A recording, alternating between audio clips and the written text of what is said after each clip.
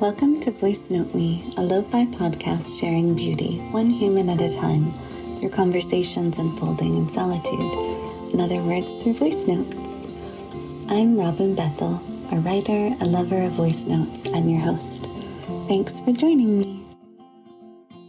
Rainy days don't seem so wet. Stormy nights don't stay.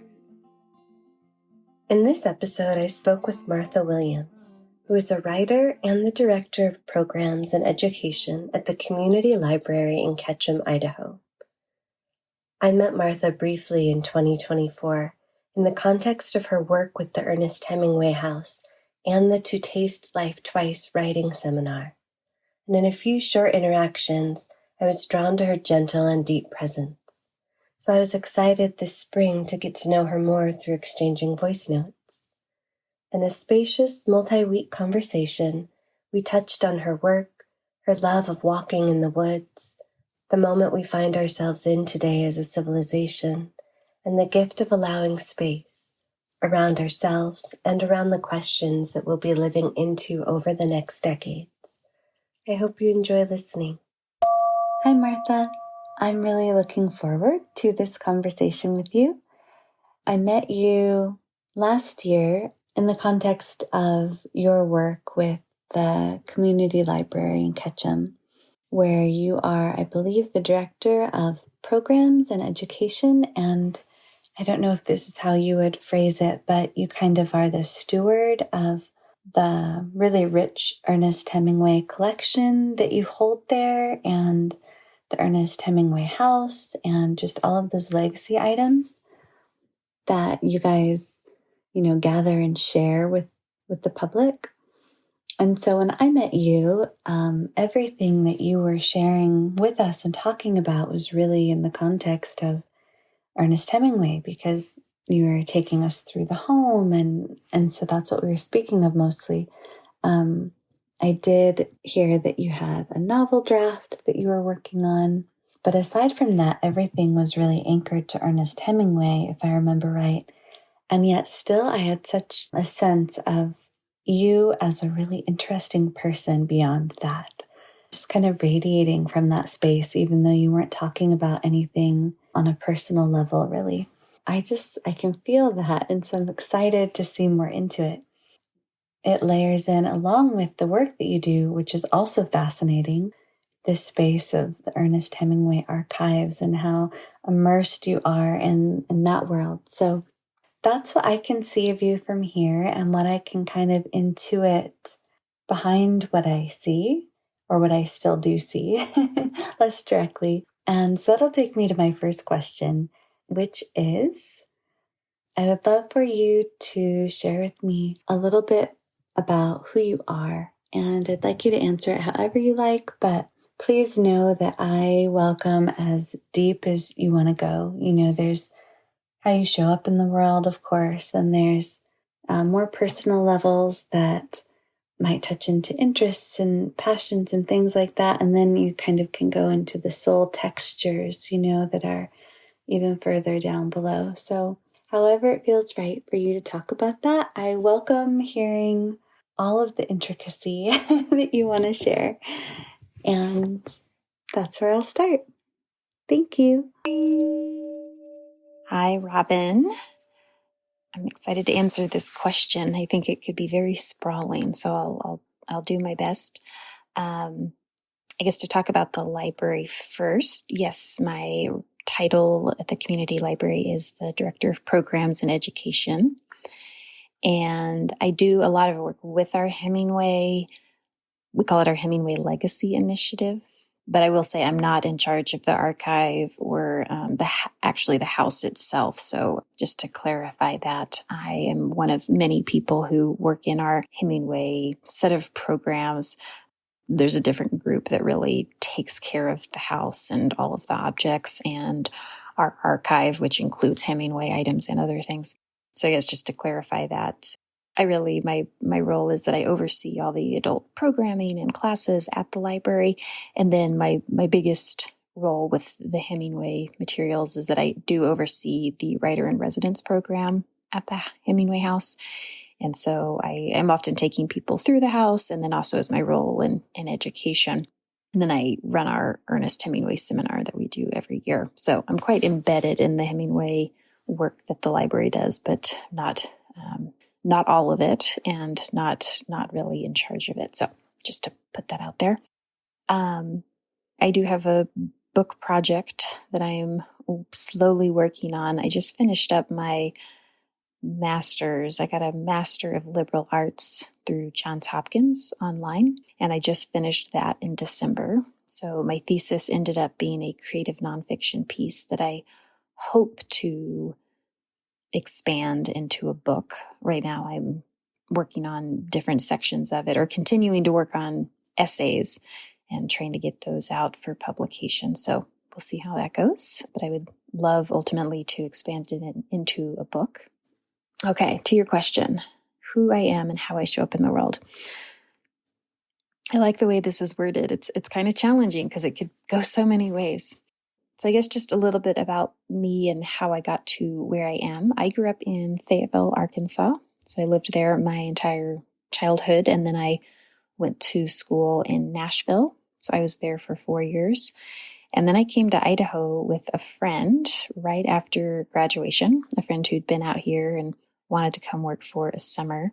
And I came really having no idea what was in Idaho, but I was ready for something different. I was ready. I think I was kind of ready to reinvent myself a little bit. I had grown up in a particular mindset and way of thinking that was not bad or dangerous or in any way, but was just not really what I wanted anymore by the time I was 22. And so I had been thinking about coming out west, coming to the mountains. I knew I really liked the climate out here. I had become more of an outdoors person and knew that really spending a lot of time in the mountains was important to me. So when we came here, I kind of landed and really, really found my place in central Idaho. So I've been very happy to be here. So, things that are important to me are getting to spend lots of time outside, getting to spend lots of kind of meditative, reflective time, walking, and trying to think. We do other sports, but really, I just love walking in the woods. That is maybe one of my favorite things of all time. It's a really good space for me to kind of have imaginary conversations in my head that help me figure things out, or tell myself stories, or reflect on things that have happened or things that I want to happen. And I just really like having that space to do that. And I think living around a lot of public land offers that sort of, just space, kind of the space and the right sort of mental space, really. I'm struggling to figure out how to say that, but let's see. My other interests, of course, are, I'm a book person. I love reading. I love creative writing. I love the community that we're building up here through the library of writers. Writing can be so solitary. It is so solitary.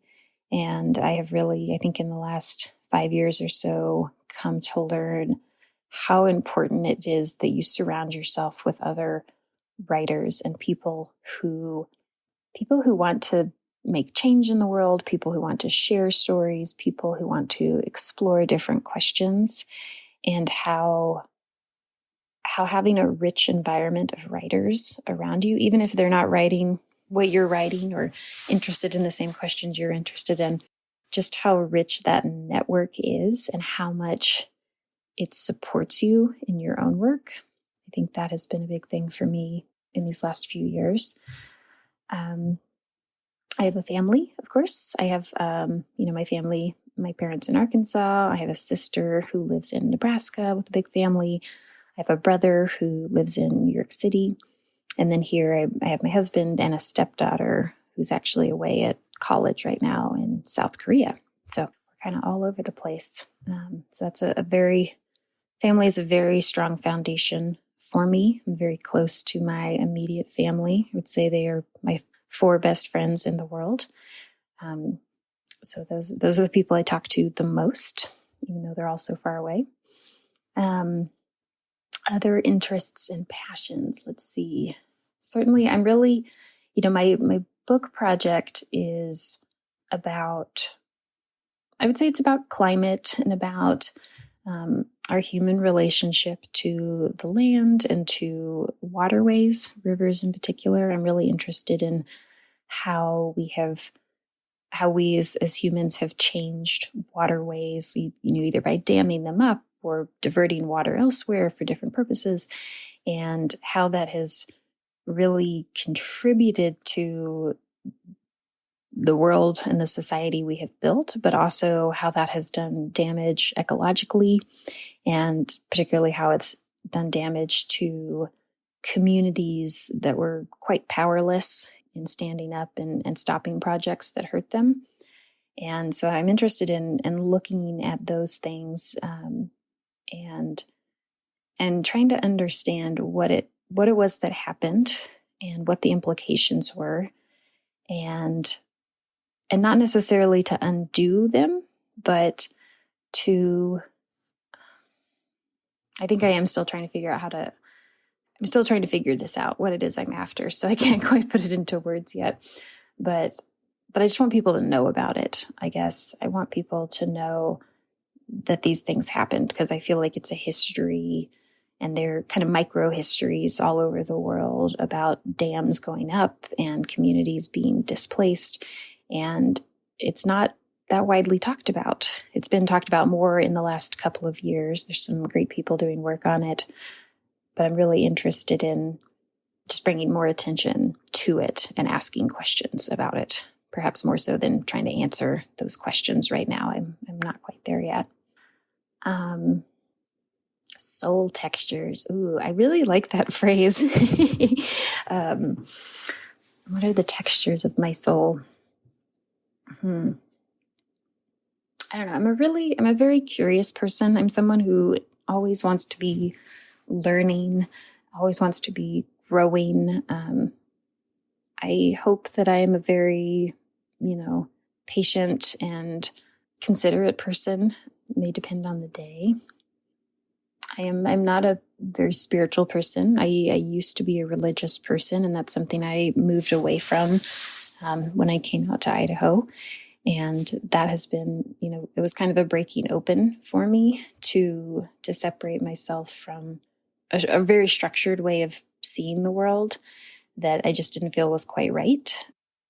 It's interesting, though, because now here I am 16 years later, and I miss the community that came with being part of a religious group, and I miss the encouragement and the positivity that was embedded there and the hopefulness. But I also have no desire to return to it, but have tried to cultivate those things in my own life, and hopefully radiate them outward, even as there is not necessarily something so definitive undergirding all of it.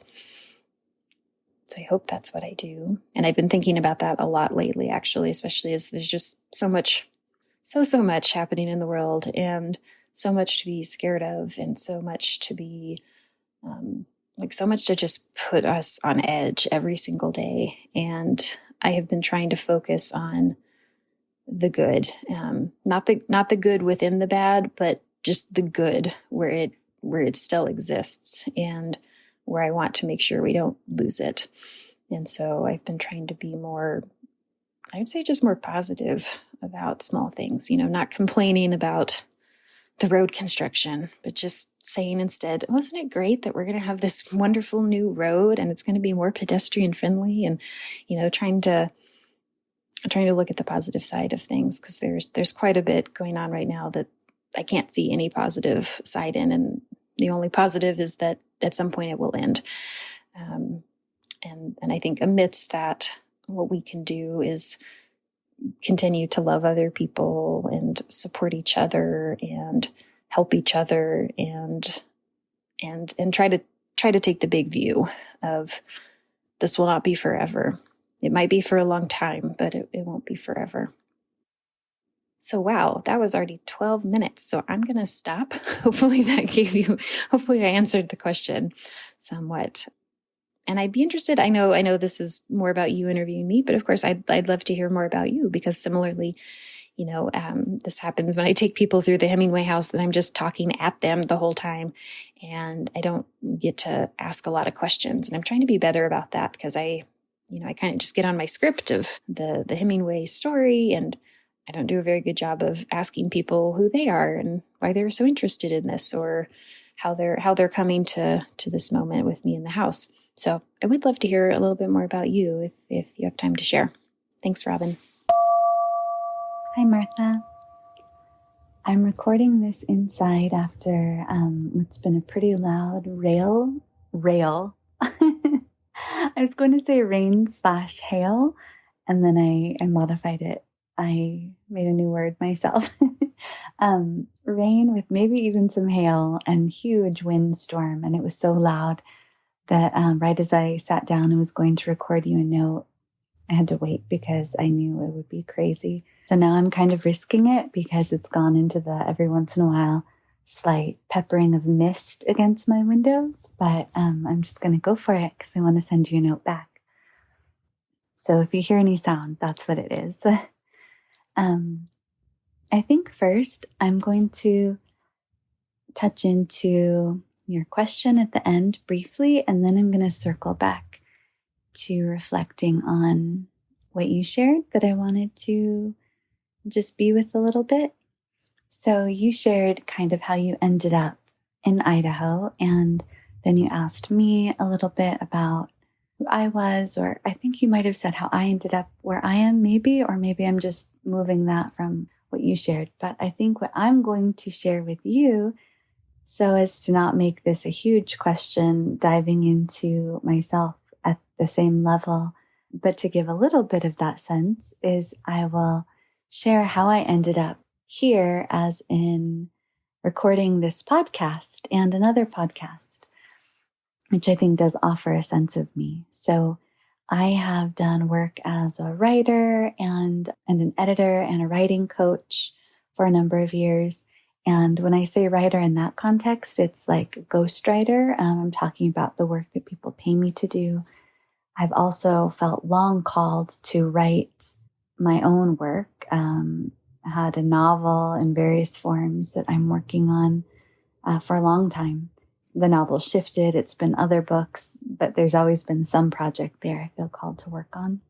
And I felt I meant to be love in the world as mother and lover. And then I also felt as writer, and again, my own work, not the writing I do for other people. And I felt like I knew at some point, and I trust in the rhythm and the flow.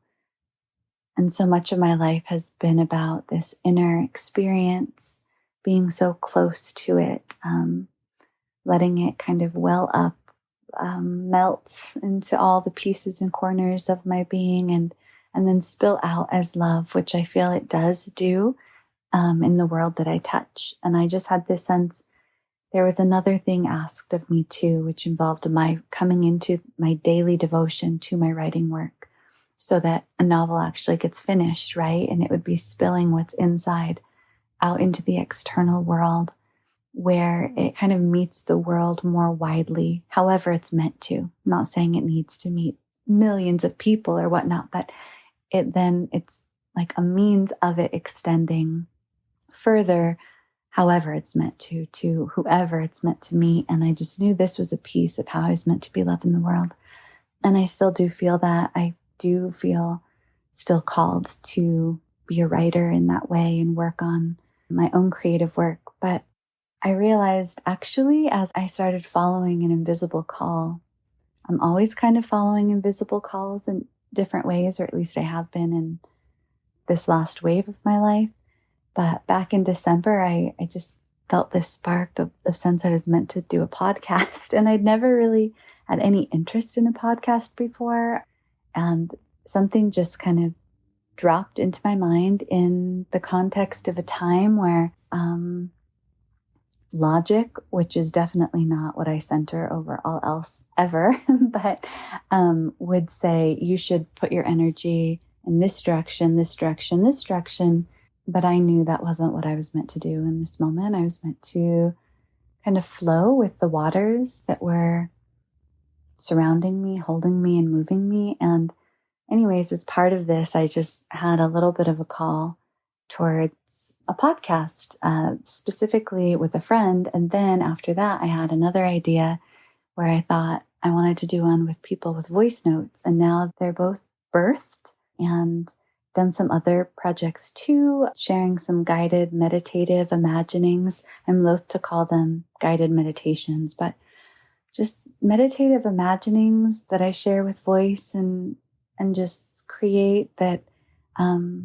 All of these things feel like just sharing without agenda, without expectation or knowing why I'm meant to per se, but they feel like an extension of love out into the world. And in a way, it feels like I have that threshold of being love in the world as mother, lover, and then writer. I now understand as more not just writer, but more like, I feel funny because I've used this phrase now twice, and I don't mean to make it a thing, but it really does feel, it's a phrase that came to me and it feels right, like singer of songs, like just that self-expression, that bringing forth what's inside, sharing more widely externally, it being like creation and self-expression with the only intent being that I feel I'm meant to, and that it feels like an act of love, like just bringing things into the world with love. And so that's why I'm here doing this podcast. It just felt like a call. And now it does feel like this other piece that was asked of me as a soul in the world. I feel like I've crossed into that now by birthing these things and creating that scaffolding, and now writing will be a part of it. But it also just feels like this was meant to happen right now.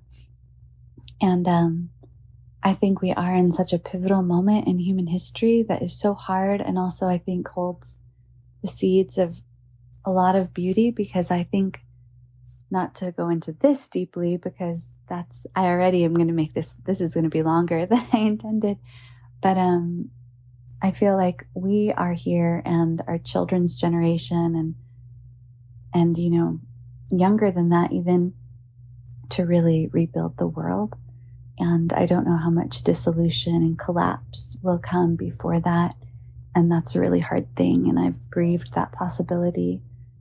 But again, just to kind of skim over, because I don't want this to all center on that. But I feel like in that space, like what we are asked to do in this moment of time is so large, because, and I don't think it's, to make it like it was a short number of years ago. I feel like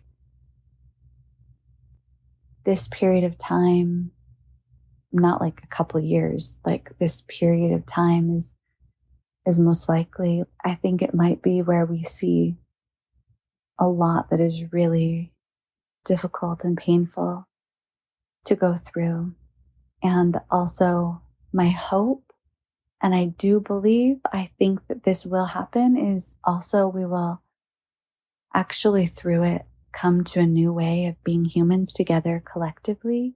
And to me, I think that means it would be organizing our civilization, our society, in a way that nourishes the soul and what it means to be a soul and to feel belonging, rather than nourishing commerce, and chasing accumulation of resources. While there's so much suffering, and also suffering at a level that's even hard to imagine for many of us, who of course have our own suffering too.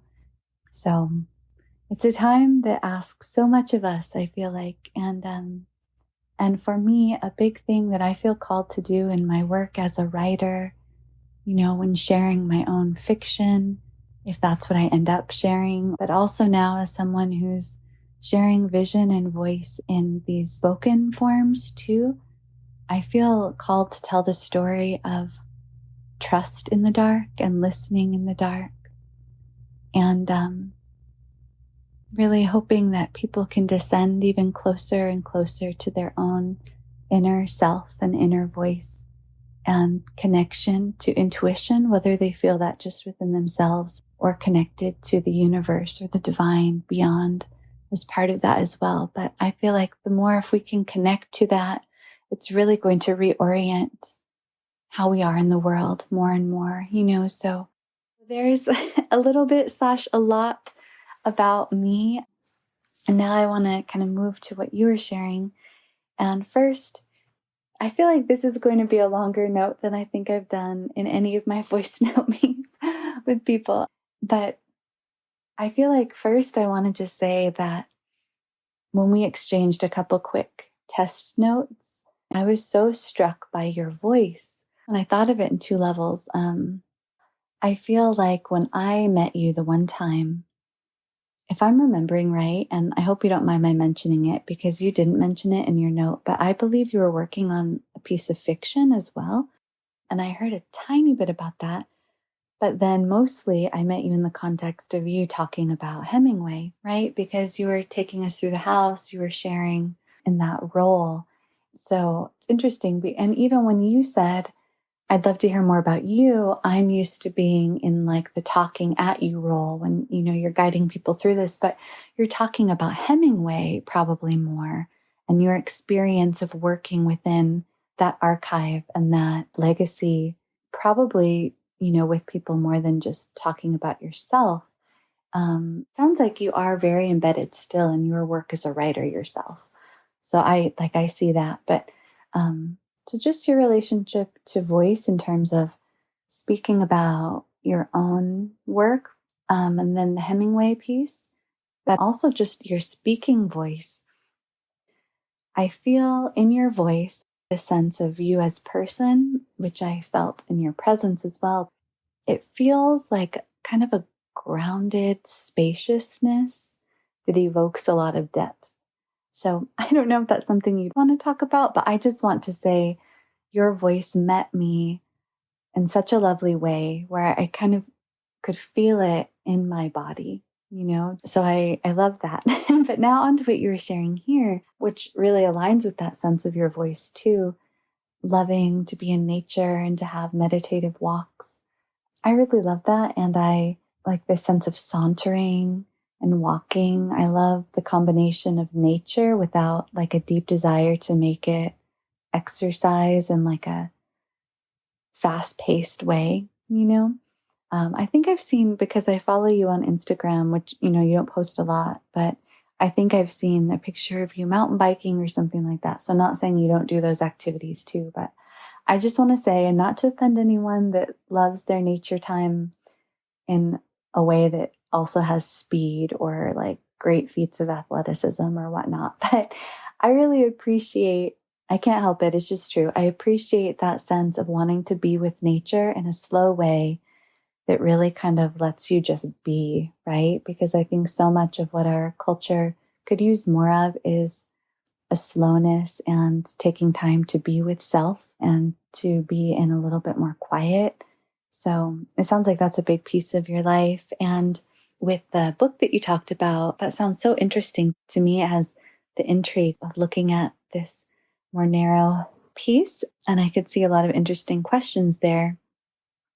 So that sounds like a really neat project. You also talked about building community, building a community of writers.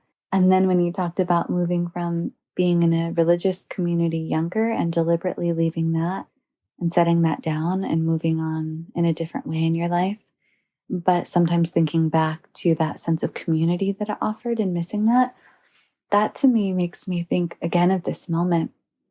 So I grew up Catholic, and, fell away from a strong sense of that faith. I would say also probably in my 20s, and then had kind of some space around myself, and then went on my own journey that brought in spiritual aspects really strongly. And I am like deeply spiritual, I would say, although not at all religious. And I've thought, I think within organized religion, you can have people who are deeply spiritual and have a connection to a higher power that feels really personal, or you can have people just centered on this external scaffolding of it, this rules, regulations, stuff like that. And so I feel within these spaces, there's possibility for like mirage, distraction, wounding. And then there's also room for beauty and bringing people closer to God if it brings them closer to love. So many things. But one thing I do feel like it did when we as a culture had that embedded more, there was more of a sense of community that I think helped more people not fall through the cracks of feeling held by something. And I, like you, I wouldn't say, oh, we should all go to church more or synagogue or whatever that faith community is. We should do it more, because if I'm being transparent, I feel often those systems, while they hold room for so much beauty, in many instances can be held in a less mature spirituality. And again, I don't want to speak for everyone. You can have such a mature sense of spirituality and personal connection to that higher power you believe in within those two, I think. But a lot of it can encourage a less mature form, I think, of spirituality.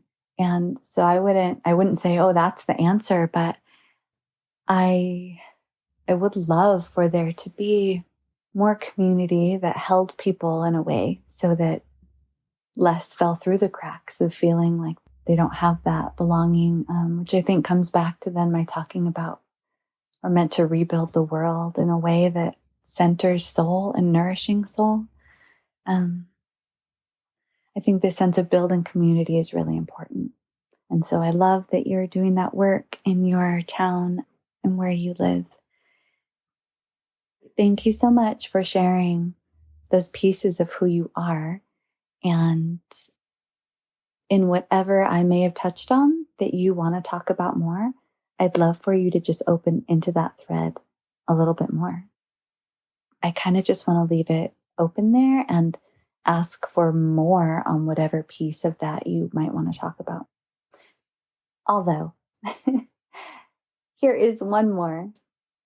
You sound so grounded in connection to nature and being with yourself in a reflective space. So I'm curious, are you interested in any of the nature poets, like Wendell Berry or people like that?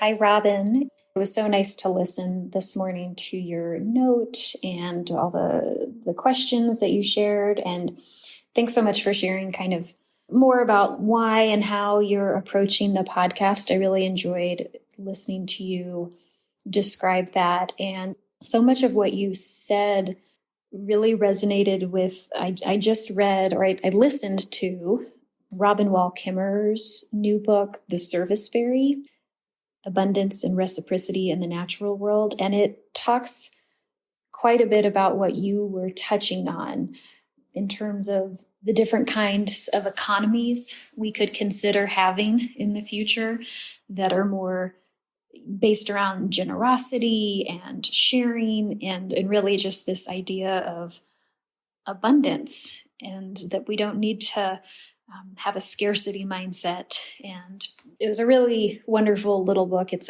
about a 2-hour audio book, so it's quite short, and I listened to it while I was painting the other day. So anyway, I thought I'd mention that book in case you haven't read it. And I was also so struck by what you were talking about how there does need to be, or there will be probably, some sort of breaking of what we know in order for something else to be created and built. And I too am really interested in that. And I liked the way you phrased it, thinking about how long will that take? It could take well beyond our lifetimes. We might not get to see it, but our children or their children may see it. And so what can we be doing to be instilling those generations with hope, continuing to carry hope in our own way, but also instilling it in them so that they don't turn to easy answers. They don't turn away from complexity and the interconnection that really sustains everything. That's definitely something I am also thinking a lot about, even as I'm also trying to, do what I can to make the world good right now. I think we all have a job in doing that. So I think that ties so nicely to what we're already talking about here about community and building community, whether that's around a specific discipline like creative writing, or it's building community with your neighbors, building community in the town that you live or in a neighborhood, and really kind of focusing on what you can do at that level, knowing that or feeling that, creating change so far beyond what immediately surrounds you can feel overwhelming and insurmountable. And so what can we be doing just at more of the everyday level? That is very much where I have chosen to place my energy these days. And I think it has helped me mentally and emotionally. Although this morning I woke up at 4 a.m. just thinking about all the terror and all of the people in charge of making major decisions. And then I couldn't go back to sleep and it was pretty awful. So don't want to go there. So let me see. You have so many great questions, and I know you didn't necessarily want me to answer all of them, but I'll probably respond, at least in short, to most of them. I was really intrigued by your response to my voice, and I think that can be so interesting when you meet someone in a certain context, especially their work context. And through much of my work, I think I get to share myself. The Hemingway component is probably where I do that the least. And I think, that's in part because I work for an institution that has kind of built a particular narrative that we share about Ernest Hemingway and his time here. So I don't want to say that I have a script that I stick to, but I do have a particular story there. And it's not a story that I am intimately connected with, even as it is one that I have grown to care about a lot more than I thought I would.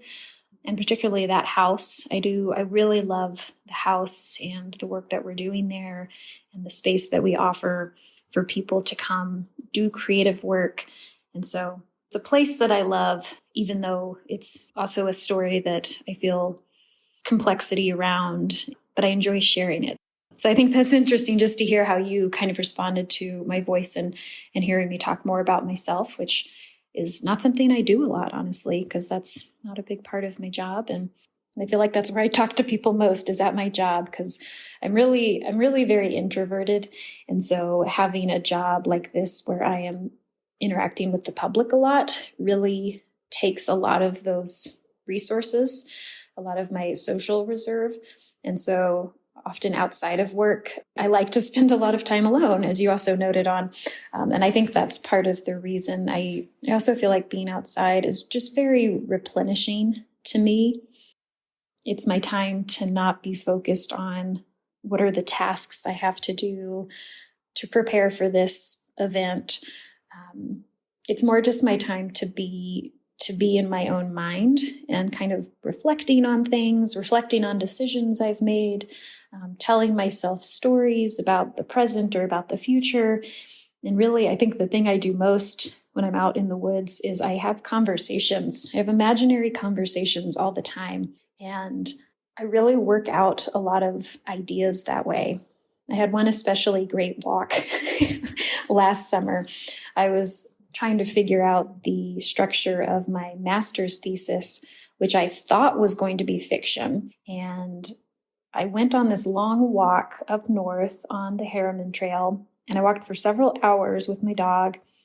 And it was just, I felt very present where I was, but I also was deep in thought and kind of moving things around in my mind of how can this work? How can all these things I'm thinking about connect, and do they connect? I feel that there's a connection there, but I'm not sure what it is.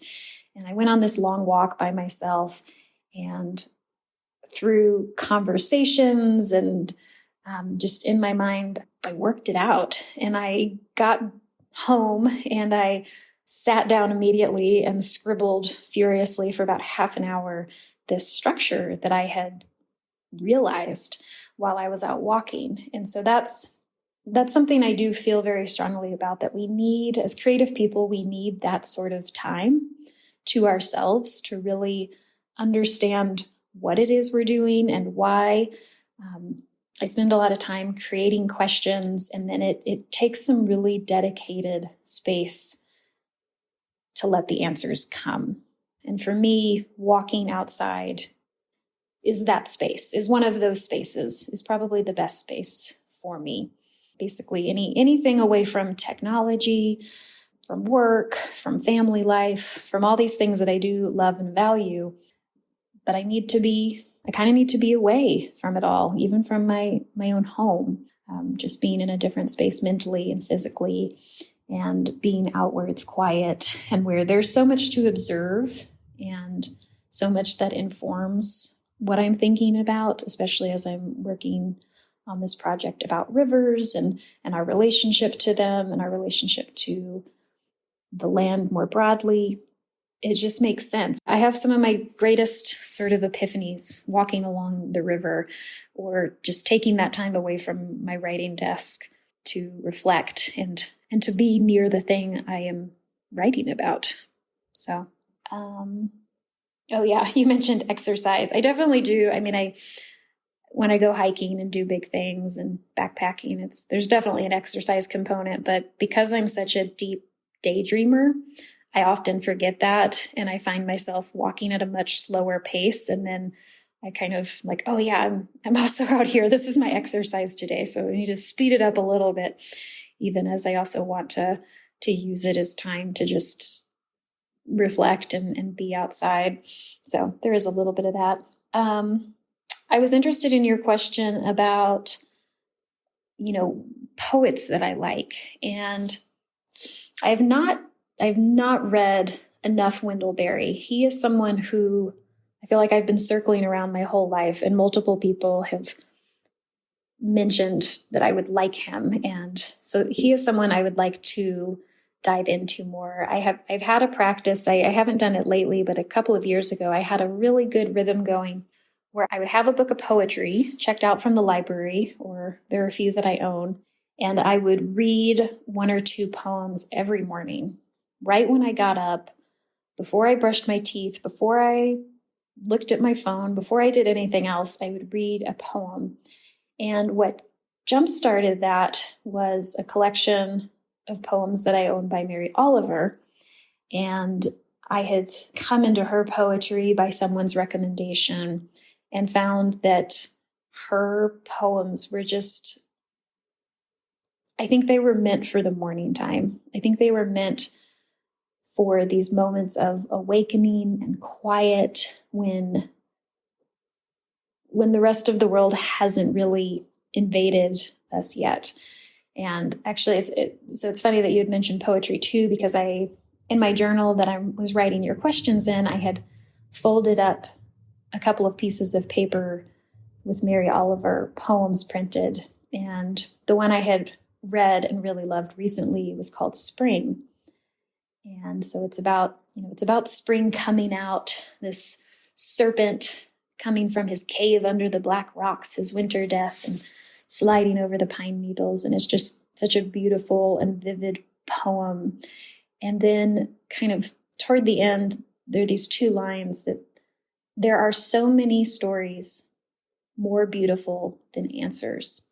And I had highlighted those lines because I just thought, well, that is so much of what I'm thinking about right now, as we, especially in this time of lots of change and turmoil and fear about what's going to happen, just to think there are so many stories more beautiful than answers. Because I think what we want answers. We want resolution. We want security. And right now we can't have those things. And often we can't have those things in the way that we want. So I like that she doesn't even phrase it as questions and answers, but stories and answers. That was really striking to me. I think I kind of touched on most of the things you mentioned, and I'll try not to go over 20 minutes. So thank you so much for the long note. I really, really enjoyed listening to it. I love listening to you dip into all of all of those questions and thoughts as well. And where I want to touch into now, as we move towards concluding this conversation, for the podcast at least, I want to note, I love that this has emerged in the conversation, the sense of being in a place of time where, as you put it, maybe something will need to break before what is really right emerges. Those weren't your exact words, but yeah, the sense of time, both that we're called to, I think our generation is so deeply called to be in this moment. It's so destined. And yet a part of that destiny, to me at least, feels it's not just not necessarily what we do that will be it alone. It's a huge piece of our destiny is in doing what we can, what the moment asks of us in this collective precipice of humanity. But I feel like with you, a piece of that is really what we can instill and teach generations who are younger, because they may bring it into completion, or their hearts may be most bound up in the nucleus of what is built. So, yeah, and just that what we can do with building community, there's something really around that. And we're having such a leisurely conversation with space. I don't remember what I said when I was sharing some thoughts of that originally, but for me, I feel like my piece in this, in a way, kind of as mother to my son, but also mother more largely, role of mother more widely in the world, is a lot around helping people open into their deepest heart and their deepest knowing. So I think there's so much around building beautiful community. This is the piece of what does need to emerge that we get so wrong right now. And then this more inner space of just helping people open into that deepest knowing, a knowing that you followed when you realized you needed to make a shift and let yourself be, in a way without these constraints, or to live in a different way. I think so often we're caught up in currents of ways of living and being that flow with the predominant cultural energies. And so many of those don't let us be in our fullest alignment, And I don't think it is the common thing to listen to yourself so closely, to listen to your inner knowing. And I feel like when we do, we can't get it wrong. Life as we know it will have to reorient, it won't be oriented around falsity and, things that are really without much meaning. So, but I just love that our conversation has touched on that sense of this moment of time and how large it is, and the largeness of our presence in it, and how a piece of that largeness, though, to me really does feel like what we can teach and share and instill in the generations who are younger. And together, it's our destiny to change what it means to be a human living on Earth together. Another thing that I really loved was that you brought in Mary Oliver, a space that's kind of tricky for me. It's not tricky, but I fell in love with voice notes by sending voice notes with men I was falling in love with. And they were falling for me. And so I'm used to doing whatever I want in a voice note. And I read poems all the time in voice notes like this. And in a podcast, I can't do that because of copyright things, unless the poem is in the public domain or I've gotten permission from the poet. And so, I want to read you a Mary Oliver poem. I want to ask you to read a Mary Oliver poem, but I'm aware I can't do that. So I love that you brought in, because I haven't thought to do this, there's so many stunning lines within poems So I need to give myself a little freedom there because I love poetry so much. I love poems as objects on the page, and I love poems as just expressing the texture of fullness that exists within life. Because to me, like, life as poem is like life holding all the things, all the textures bound together in this web. But I love Mary Oliver. She's one of my probably 4 favorite poets, and I love the line that you shared. There are so many stories more beautiful than answers. My dog's stretching. Sighing, the deep weariness. With that quotation, there are so many stories more beautiful than answers. I think I want to end our conversation with one more question that just asks you to share a story from your life that you hold with beauty. And you talked a lot about walking in the woods and it being something you love so much. And then you're also somebody who thinks a lot about community and building community. And so in my head, I had a thought. If you have one, if it resonates, I would love to hear a story that you hold with beauty that's kind of a 2-part story, a story around time that you have spent alone, and then how that flows into a story of time spent with others. So if that resonates, if not, please ignore it, and just any story that you would like to share, just to conclude this piece in this podcast library of beautiful souls, one of which is Martha.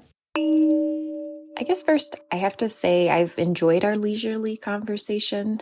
I think this is the sort of thing we honestly don't do very much anymore. And I think that kind of connects to what we've been talking about.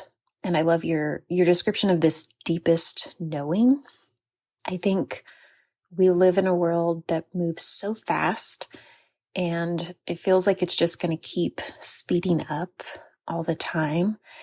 And to just take the time to have leisurely conversations feels so luxurious and so wonderful. And I think is a way for us to connect, really, really to connect to ourselves and to each other without the pressure of achieving something.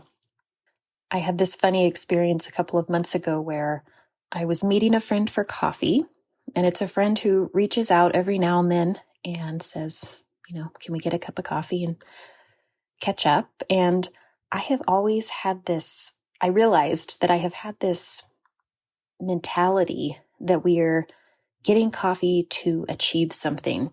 We're going to talk about where she is in her manuscript that she's writing. I'm going to give her an update on what I'm doing, or we're going to talk about a trip. I realized I was treating our coffee dates like meetings, and maybe sometimes that is what they were a little bit, but I realized I was really missing out on just having conversation with her and not having a particular mission or goal, and how beautiful and joyful that is. So I have enjoyed this. I hope it will be easy for you to splice together into the podcast, knowing how meandering it's been.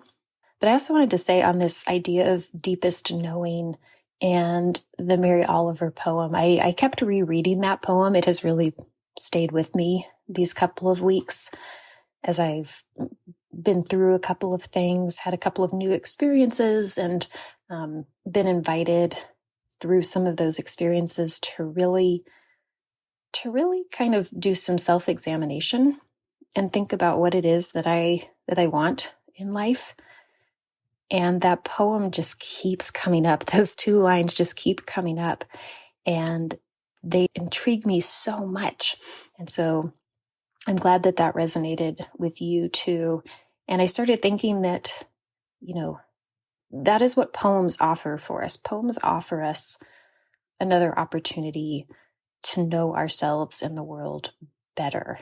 And really, sometimes in a very short space on the page, in just 10 lines. Mary Oliver's the way she writes is so accessible.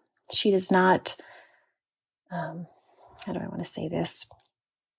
It's just very accessible. I think anyone can read her poems, and they might not resonate with everybody, but they're very inviting. They're everyday scenarios. They're just moments, observations that she has that I think many people can relate to. And I think that's why her poems resonate as much as they do with so many people. And every time I read one of her poems, I used to read one every morning, and I should revisit that. I just had a different outlook on my day, and I would move into my day just more cognizant of what was going on around me, of the birds, of the trees moving, of the river, of the wind, all those natural elements, and then how they connected to some sort of human understanding. I think that's what she invites us to do. And then we know ourselves so much better. We know the world we live in so much better. And poems just invite us to be better observers, I think, or at least that's what they do for me. Okay, so on your question about a few stories, a story that I hold with beauty. The one that immediately comes to mind, and this is different from the conversation we've been having, is actually about my grandmother. And I have been thinking about this moment quite a lot over the last, I would say probably year or two. So about 10 years ago, I was visiting my grandmother, and I think I've shared, I grew up in Arkansas, and a lot of my family is in the American Southeast, and we have very deep roots in the South. And so my grandmother, who had been living in a small town in Arkansas, was living in Memphis with my aunt because her health was not so great, and she was also in her late 90s. So she lived alone until she was, I think, 94 or 96. She really wanted to keep living in her home, but moved in with my aunt. And so we all gathered in Memphis, my immediate family, aunts, uncles, cousins, others, to celebrate Mima Martha, to celebrate her 100th birthday. And it was a beautiful weekend in June, and it was just so wonderful to be with family. And I live so far away, and my siblings are so far away too. And we're all, my immediate family is very spread out. And so it was this wonderful time of being together, of celebrating my grandmother, who was clearly so happy to have us all there. And there was this moment, I believe it was kind of late in the day. She was tired, and so she went to lay down, but she still wanted to talk to people. So she invited people to come into her bedroom and talk to her while she laid in bed. And my brother and my sister and I went in to talk to her. So we were all sitting right by her bedside and just sharing with her what was going on in our lives and our work and our families, our relationships, and just kind of sharing that with her. And she kept asking each of us, when are you coming home?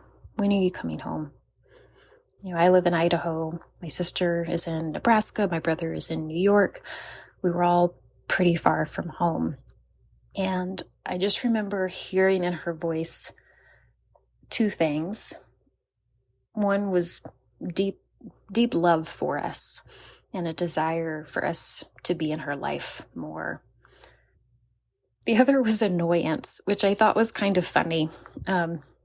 She was certainly happy for all of us, happy that we had lives and careers and were doing things that we loved, but she could not really wrap her head around why we were doing those things so far away from our parents, from her, from the rest of the extended family.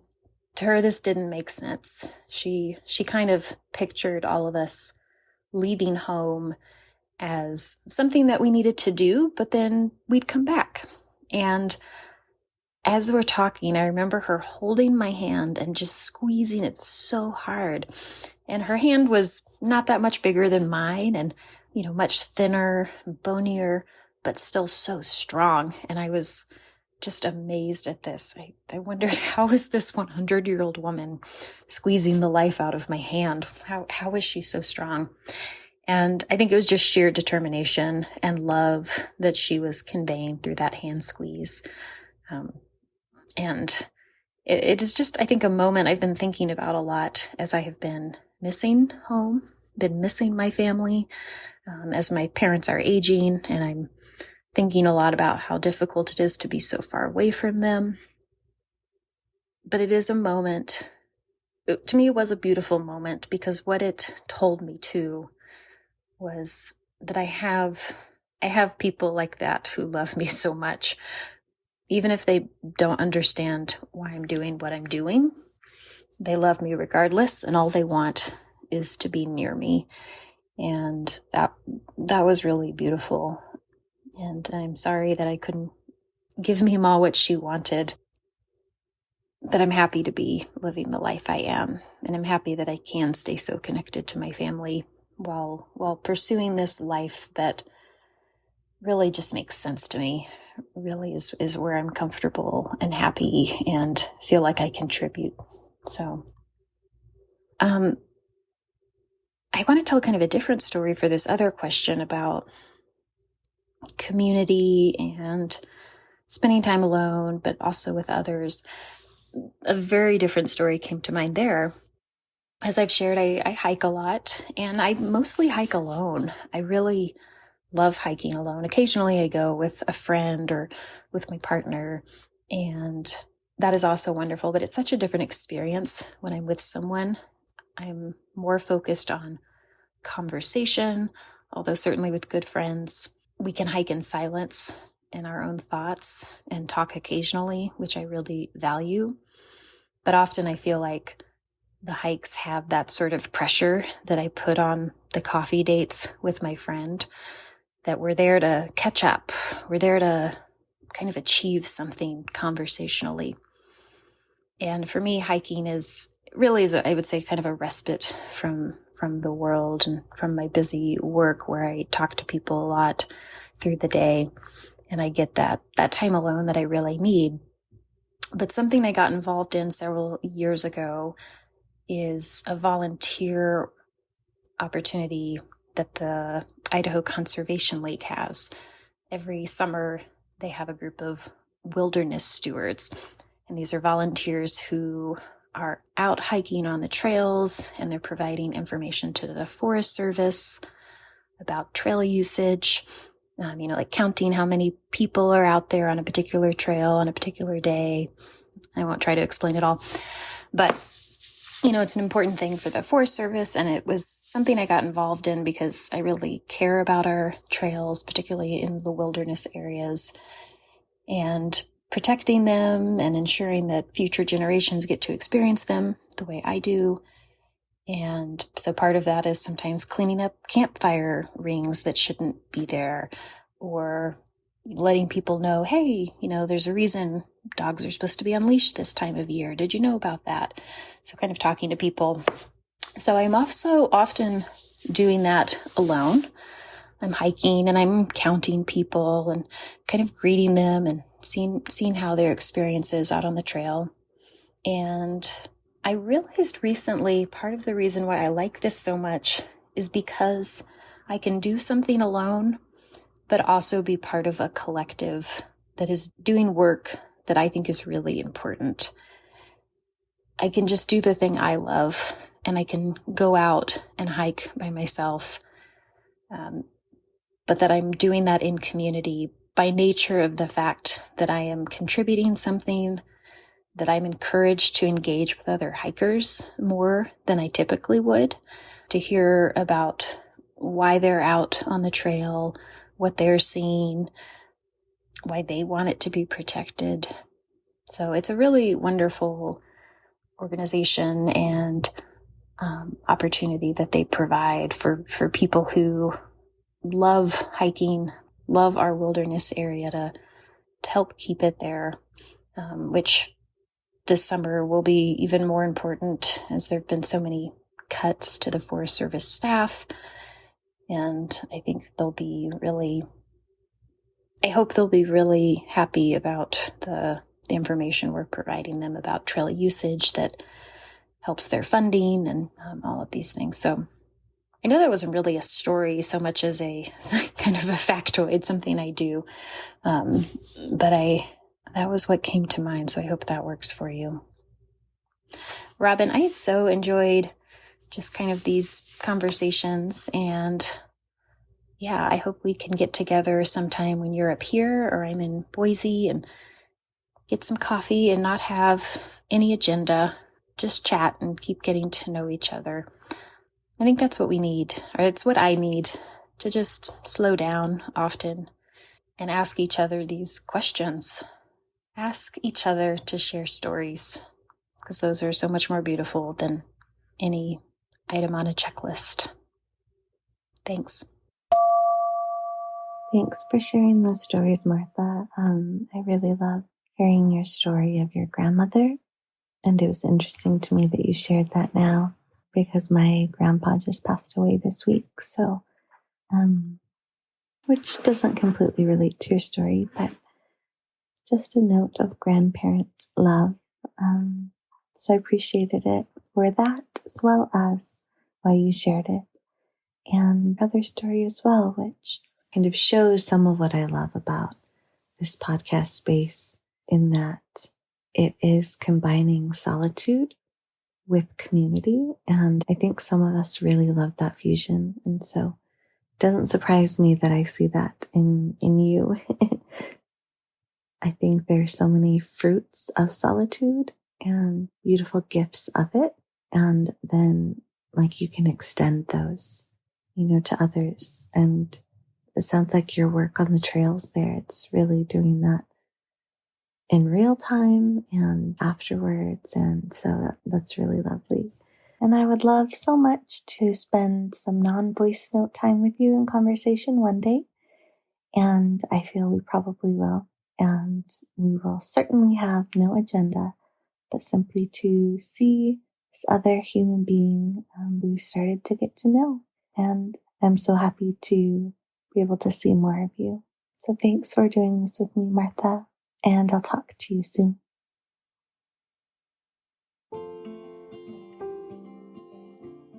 Thanks for joining me today. If you'd like to learn more about the programs that Martha helps organize for the community library in Ketchum, you can find their website in the show notes, along with a link to Mary Oliver's poem, Spring. If you enjoyed listening, I hope you follow along wherever you listen to podcasts. And I hope you have a wonderful day. Stormy nights don't stay. From the moment that we met, you were